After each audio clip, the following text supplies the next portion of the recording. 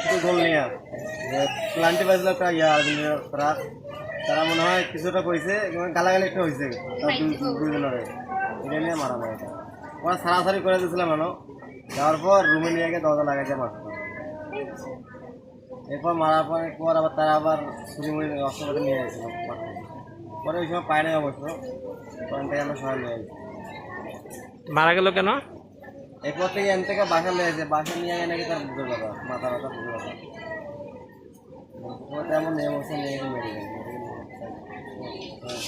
কারা করছে? এখানকার উনি কোন দলে সাপোর্ট করছিলেন? সাপোর্ট তো তারা তো ব্রাজিল সাপোর্ট করে এতটা আর্মি কালকে মিশরে সাপোর্ট করছিল। হ্যাঁ কালকে মিশর